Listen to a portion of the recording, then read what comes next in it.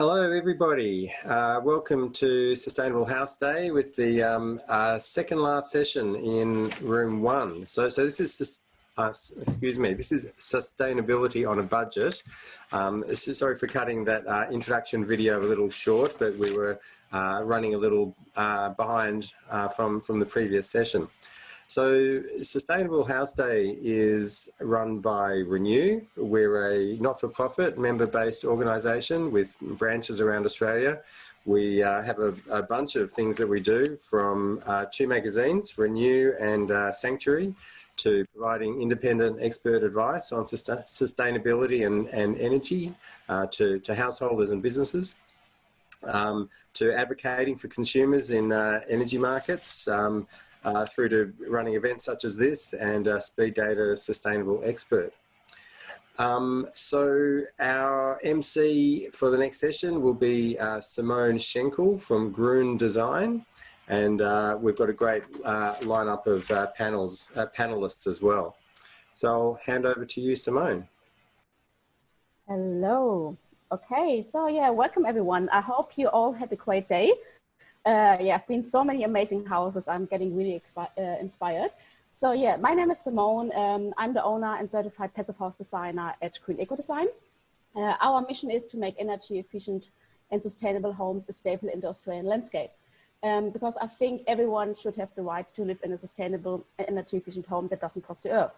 So affordability is really big for me. I'm a strong believer that no matter how much money you have, you can make your home more energy efficient and more beautiful. So that makes me especially excited to be here today and to hear from our amazing panelists what they have done with their homes and how they have managed on their small budget. So today we're going to talk with, give me a second that I get all the names right. So we have Lizz Martin talk about her Bendigo Blue home. We have Emma Scragg, the designer for the Whiptail Strawbell home, together with Justin and Lizz talk about their home. And we have Howard talking about the solar Skillion sleep out, and we have Sophia to talk about her Iris home. So I think we're going to start with you, Lizz.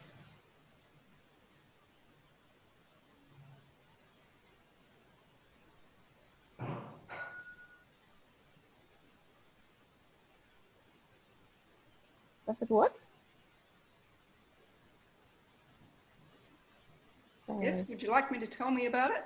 Yes, please tell us a little bit about your home.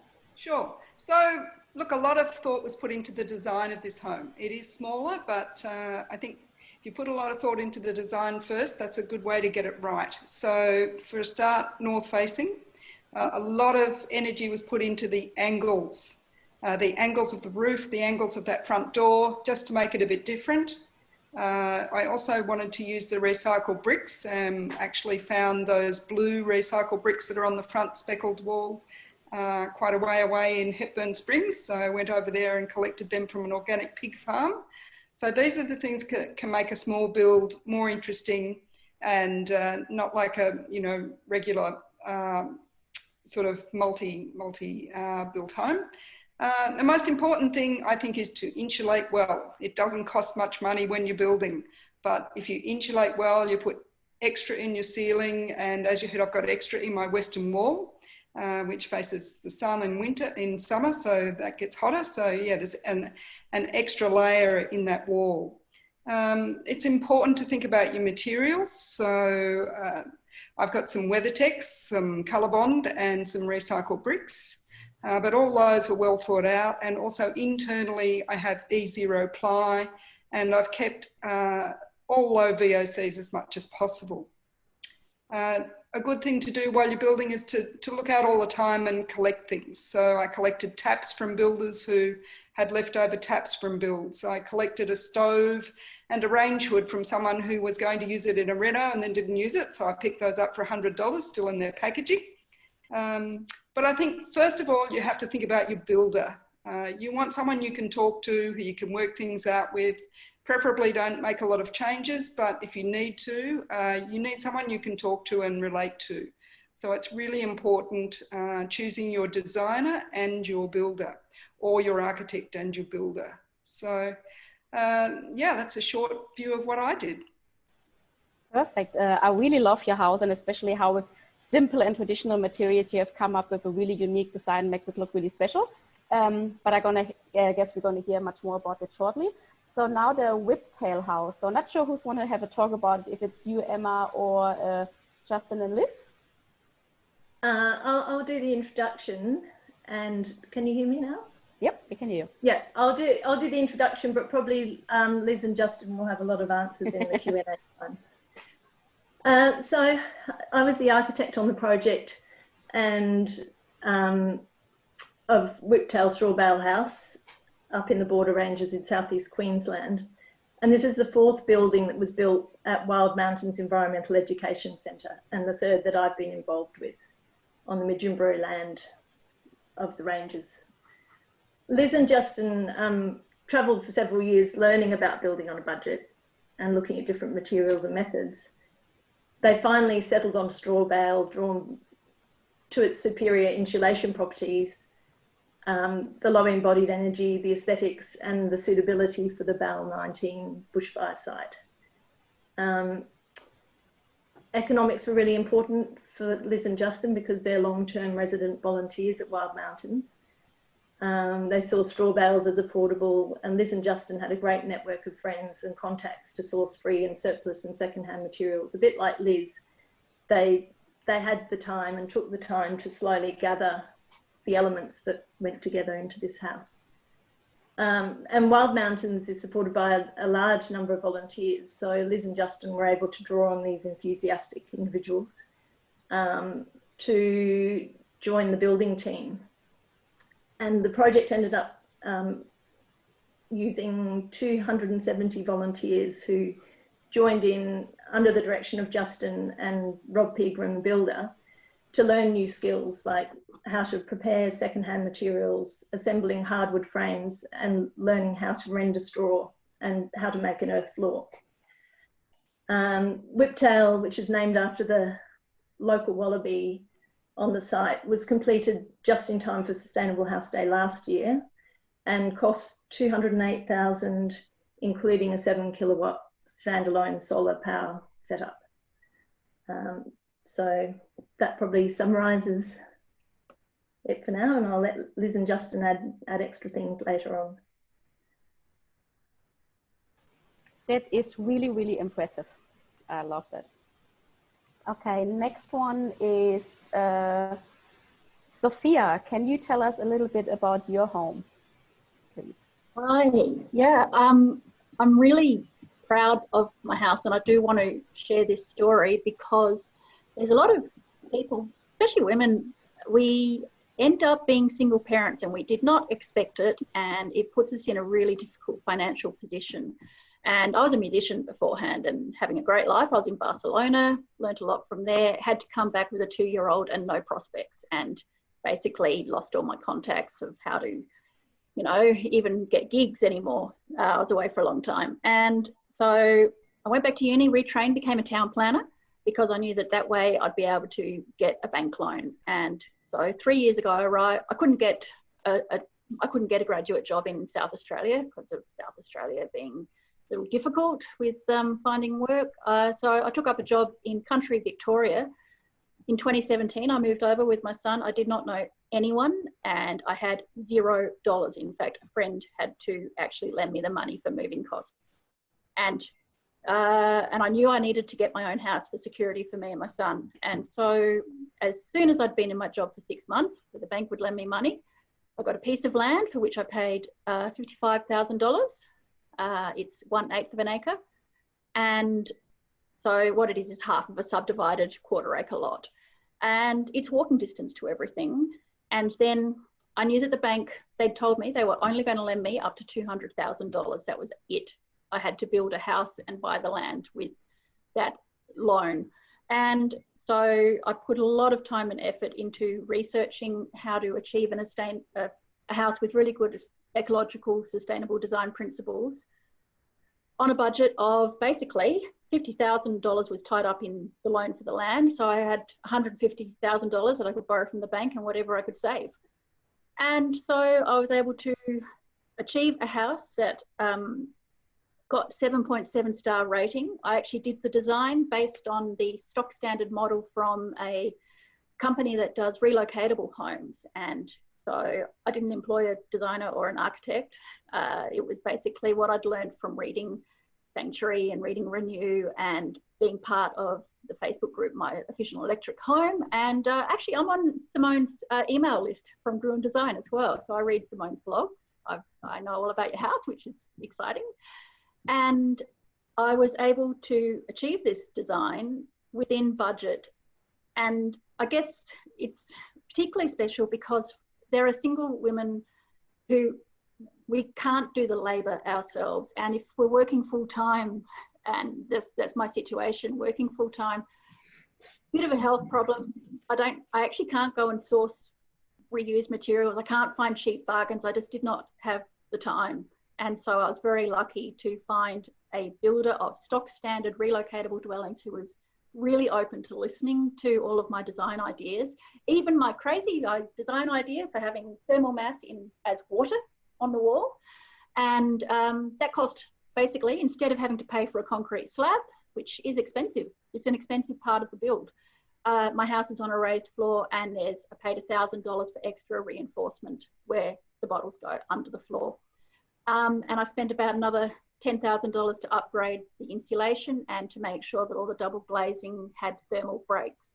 And that's really it. And so I got the house for all up, everything, it's about $200,000. So yeah, I had to save really hard, but I made it happen within 3 years of moving to this town with $0. Got my house and land for a total of $260,000. That's amazing, Sophia. Really, really inspiring. And it goes to show if there's a will, there is a way. So yeah, perfect. So next over to you, Howard, if you could tell us about your solar skillion sleep out, please.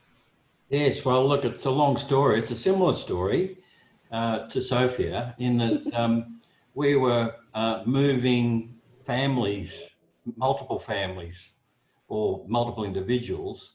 My business partner and I, Bernie and I, weren't living together, but we were going through Benalla a lot because we had family on further north in Canberra as we're travelling from Melbourne. My father was ailing, my uncle was ailing, so we did a family reunion in Benalla and everybody was in walking distance. So it took a number of years, took 12 years to finish the project, but it was a logical process. We purchased the land in two names. It had two dwellings on it. The first step was Bernie's house, lot 2. And while the house was rented, we put a sleep out behind lot 1, which was my side of the block. Bernie then rented hers out until she could renovate the inside. She renovated the inside and then moved in. I renovated the old house and then did an extension with a kitchen and finally moved into the house. And now I've rented the sleep out.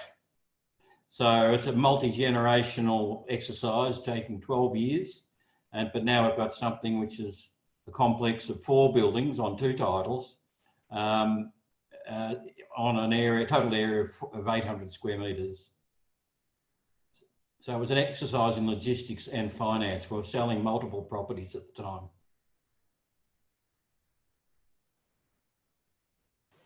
Perfect, perfect. Really inspiring. I'm sorry, I think the slide came in a little bit late, but I think everyone has seen it now. That's amazing. That's good. So we already have quite a few questions in here.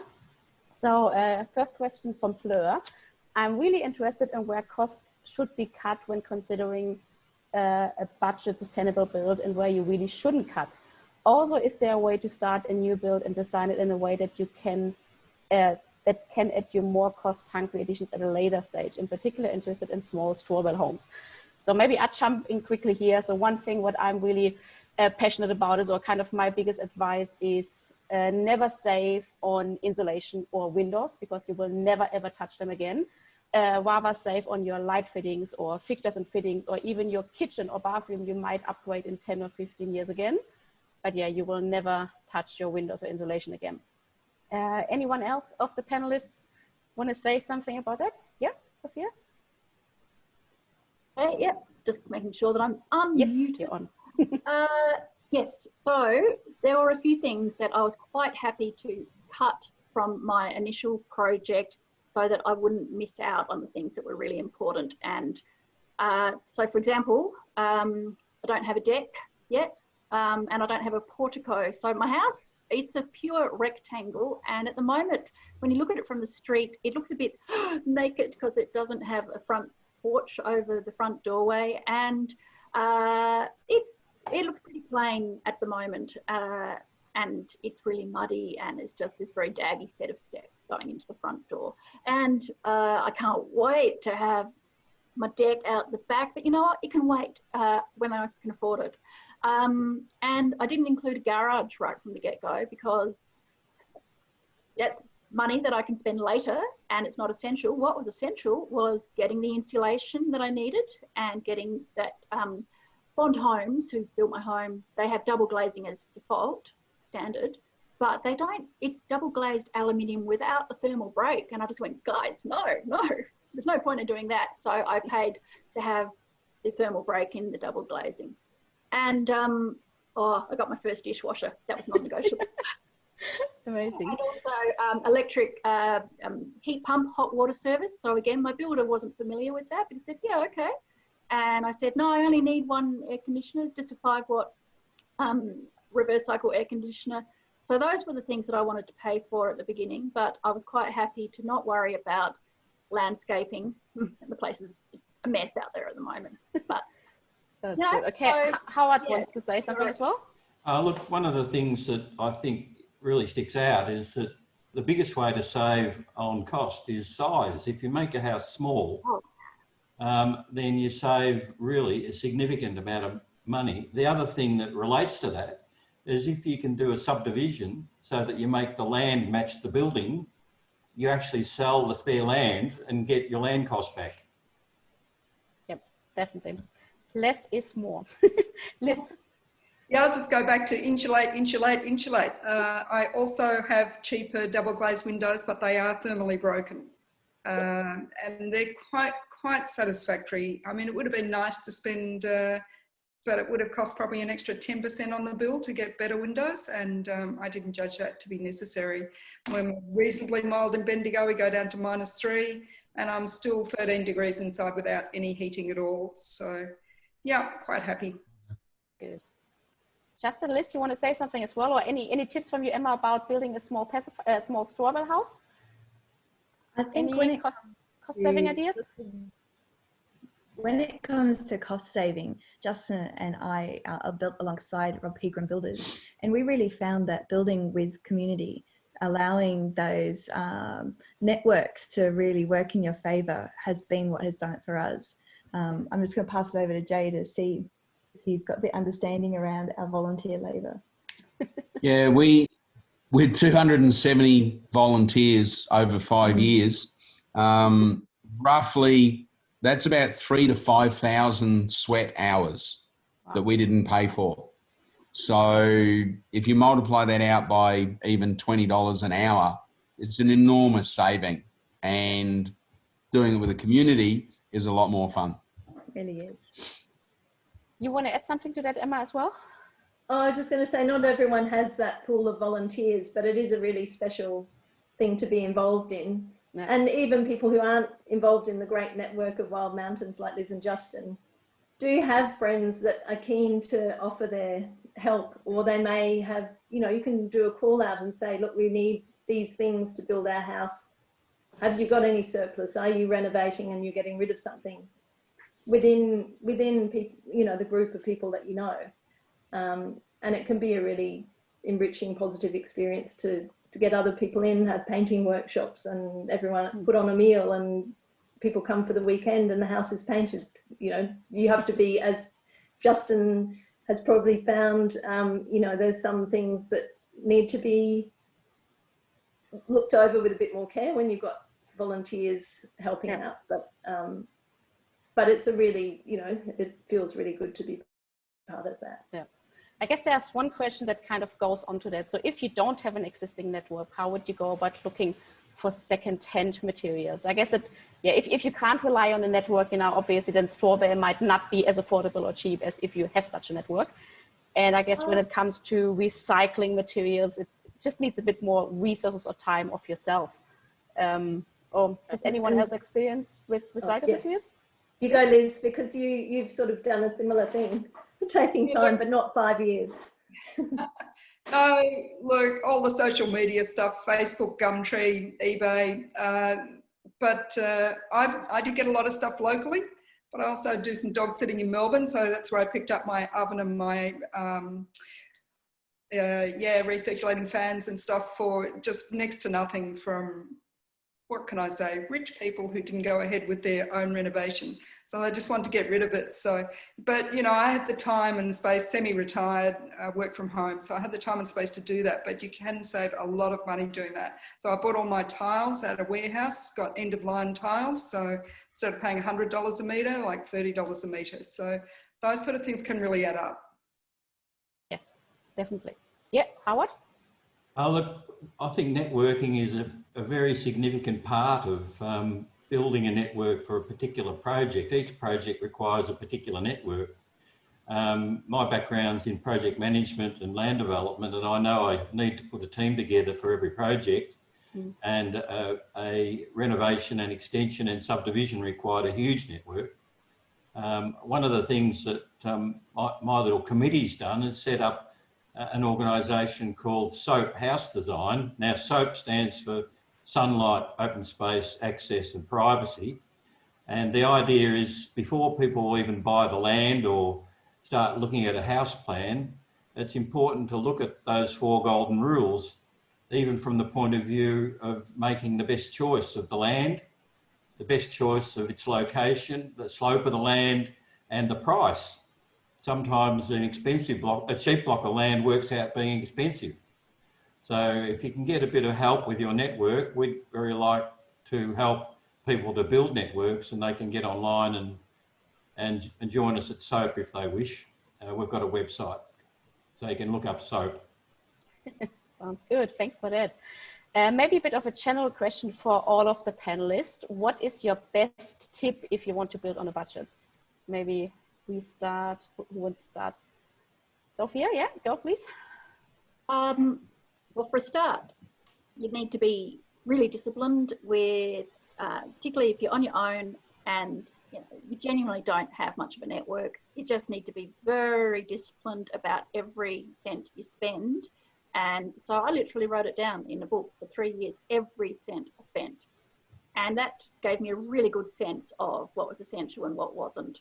And then as I was doing the research for my house, I actually started out with quite an ambitious design, which achieved 8 stars. And in the end, I couldn't make it work. But the good thing of doing that process was I actually learned about what the costs are involved in construction. So I wasn't basically being a passive purchaser of a house or, going to a builder and not knowing anything about the process involved. I put a lot of hours into learning what's involved in building a house and what the costs are for the builders, for the construction people, and just appreciating where you can cut back. And so that's why in the end, and again, going to Speed Date, a sustainability expert, which is organised by Renew, that was fantastic because I learned from a couple of very experienced people there in my 15-minute chat with them.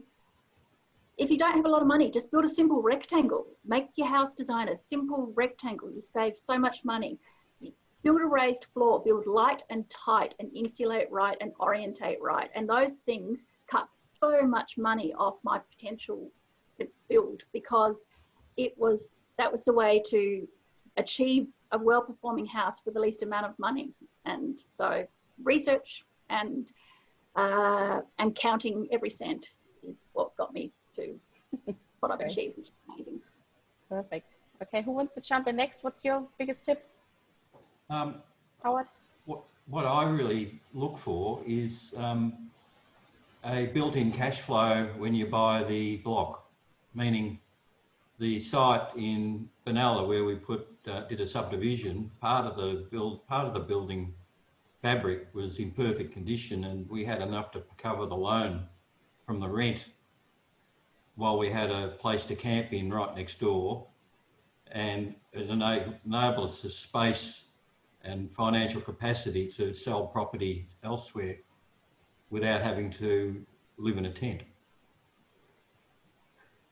Sounds good. What about you, Justin and Liz? What's your biggest tip? I think you can sort of, everyone's heard that equation, it's time or money.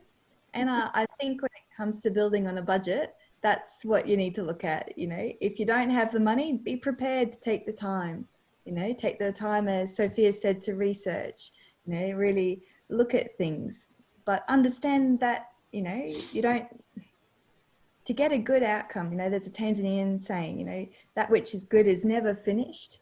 So when you're starting to build and you're looking to build on a budget, accept that it's going to take some time and figure out how to enjoy that process. So true. Liz, do you want to add something else? I think you're the... Well, I guess north facing, of course. You know, that's sort of a golden rule that we keep forgetting about because we all know it so well, but not everybody knows that yet, surprisingly enough. Yes, certainly. Not even all designers or architects know that, which is sometimes even more shocking, but yes. Okay, just the general feedback. So a lot of thank yous coming in from everyone for all your stories. Sorry, Emma, you want to say something? Oh, and I was just going to say that as an architect, I'm often, people come to me and say they've got a really tight brief and they say they want to build this really expansive project. And I just say, well, we have to whittle it down to what's really needed. Like, what do they really need?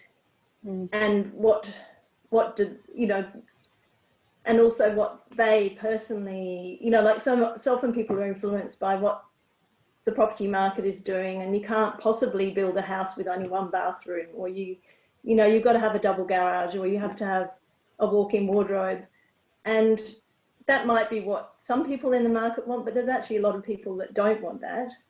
And really, if you approach the design of your home as what you want, and sorry, what you need, not what you want, because people want often things way beyond what they can afford, then you can achieve something, but start with a modest goal. And then you can grow, like Howard was saying, you can start with something small and then you can build something else next to it. You know, you can build the granny flat or the tiny house first, and then when you get some more money and you've lived on the site for a while and got to know it, then you can build the bigger house. Yeah. So true. I often find it funny as well when people, they say, you know, oh, we want whatever, we want a 300 square meter home. But then when you start asking why, yeah, because all the display homes are that big. But then once you start asking questions, yeah, how many rooms do you actually need? And do you need those extra 2 bedrooms and whatnot? So people really have to start rethinking what they need and not just what they think they should need. I guess there are a lot of questions about your water bottles. You know, where were they coming from? Was it a special brew? How does it all work? And if you can maybe tell us a little bit more about the water bottles, Sophia? Yeah. No, the water bottles, they have worked incredibly well. And there were a few people in the design stage who were going, oh, that's a bit crazy. Oh, what's all this? They really work now. I have to confess, I was very fortunate. There is one element of reused, recycled material in my house, and that is these wine bottles. And that's because I'm lucky enough to have a father who was a winemaker, and he got all this, you know, he's got a warehouse full of the stuff. My intention was just to use his industry contact to source about 1,200 empty wine bottles. You know, they come on a pallet load, and I was going to fill them up with water at my site. And I was going to, you know, make them different colours and stuff, make it really artistic. But then it turned out that he had 1,312 bottles that couldn't be sold because there'd been a fermentation fault. So I just got lucky. But it's still, this idea is accessible to anyone, and it really works. So it's just a matter of, you just do a bit of Googling and find out where to source from a wholesaler to get empty wine bottles, and just say, look, I want to purchase 2 pallet loads of empty wine bottles. And they'll go, why? And you just go, well, you know, it's my business. And then you fill them up with water and, you know, work out a ceiling system. And they do weigh, you know, close to a ton, but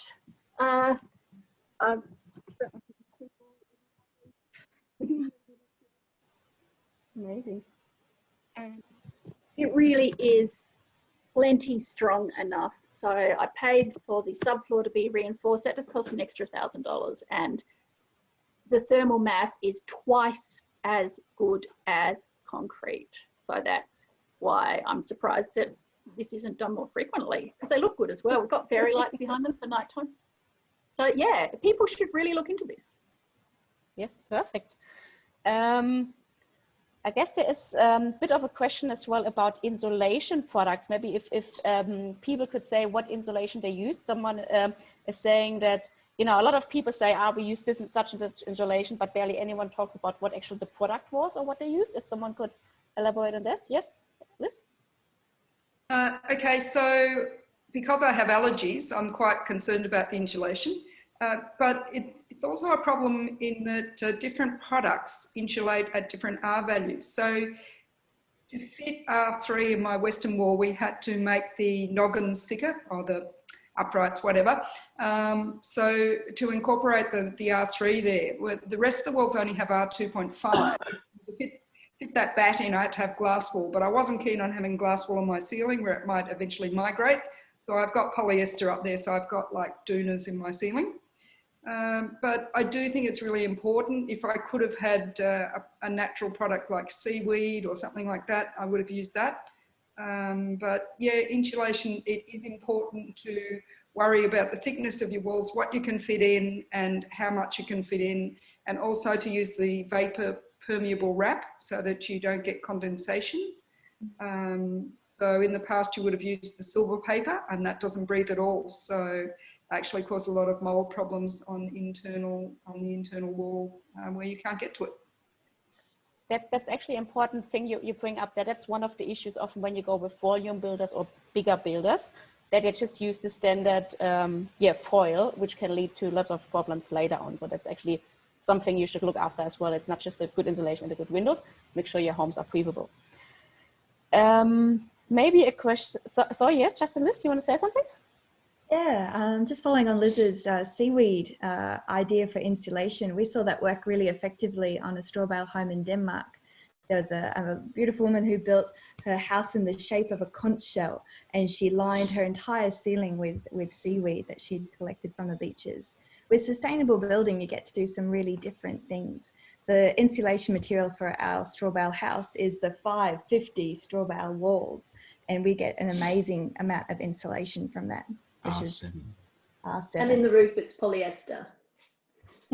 Recycled polyester bats, yeah. For the same reason that Liz said, and that's what I specify in all my projects, because it's such a stable material and it's got a high recycled content. And I work with a building biologist on a lot of my projects, and that's the preferred thing from a health perspective. Right. Okay, another question from Mel. Do you have tips for finding the right kind of affordable builder? What do you look for and ask, especially someone who will be open to salvaging as much materials as possible and working with second-hand materials? Anyone advice on that? Yeah, Justin? Start with a sustainable architect. Emma Scragg is amazing in so many ways, but she's a sustainable architect by profession, and so she has access to builders who are prepared to think outside the square and builders who understand what it is to work with recycled materials. That's important. And so asking your builder what their thoughts on how sustainable you can make your home, their answers will give you an idea about whether they're going to go for an off-the-shelf idea or whether they're prepared to look outside the box. And we were very fortunate with Emma and then Rob Pegram Builders to have very clearly an understanding that they wanted to be as sustainable as possible. But it does, I think, does start with your architect, doesn't it? You know, it's all that starting ability in design, and the more people you can get around you who've got a good eye for that is important. Yeah, a good team is really important. Liz? Also, in a lot of areas in Victoria, for instance, there's sustainability groups. So, for instance, there's a Geelong Sustainable House Day and there's a Bendigo Sustainable House Day coming up. So if you go to those days, you can look at all the houses and you can find out who built them and you can talk to the owners of those houses. And that's really invaluable. You get a lot of information when you talk to someone who lives in the house that the builder has built. And obviously, Renew and Sanctuary magazine, not to forget. You find lots of good builders there too. Yes, Sophia? Oh, so I'll just say from the opposite end of the spectrum, when basically you're working with a fairly mainstream builder who is not experienced with using recyclable materials, and so I chose Bond Homes because I'd reached a point where my first design had basically failed to come in with the budget that I needed, and so I needed to think of something else. And I like Bond Homes and other businesses like that because by doing relocatable dwellings, all of the work for all of their projects is done in a central construction yard, which reduces waste, makes it easier for them to look after their workers and pay them well and to have good quality control. And it's a more efficient process. And once I'd looked into it, I thought, you know, this is actually really going to work, because even though they're not doing bespoke builds, but at least with this particular business, Bond Homes, they were extremely receptive to working with me to improve the basic design that they had. And, you know, there was no barrier to that. And so it meant that even though my house it's very ordinary, everything is just stock standard, there's nothing special about the materials used. And the only thing recycled in it is the wine bottles, but because they were able to do all their work in a construction yard where they've got their houses in a production line, they've got a lot of efficiencies, and the workers have real trust with the builder, and so it's easy to communicate what you want changed or what you want done, and it happens, it gets done. So that's a really affordable way to do it. And yeah, again, it was myself who was making those decisions. I wasn't going through an architect or a building designer. It was just me and the builder. But that relationship where you can trust that the builder's going to listen to you, that is the most essential thing. Okay, I think we're already going a little bit over. Andrew's here to reminding us. So yeah, the time went way too fast. So there's still many questions open. But yeah, I guess any last words from anyone before we wrap up? Yep. I'd just like to say that for anyone who's looking at designing a house or wants their design reviewed and lives in Queensland, Renew and the Institute of Architects in Queensland are doing Speed Data Sustainable Designer online on Monday week. So Monday the 7th, I think it is, of October, 5th of October, sorry. So we're all keen to help out anyone who's looking at Perfect. Yeah, I think there's also one coming up in Nillumbik here in Victoria. I don't know the date though. But yeah, I would say thanks heaps, everyone. It's really inspiring to see it actually can be done. It's so good. And yeah, for everyone out there who's just starting the journey, wants to do the journey, please keep going, try it. And it's definitely so worth it. Yeah. Okay. Thanks, Simone. Thanks, everyone. Okay, yes, thanks. Thank you, Simone, and all the panelists. That was a great session. Thanks.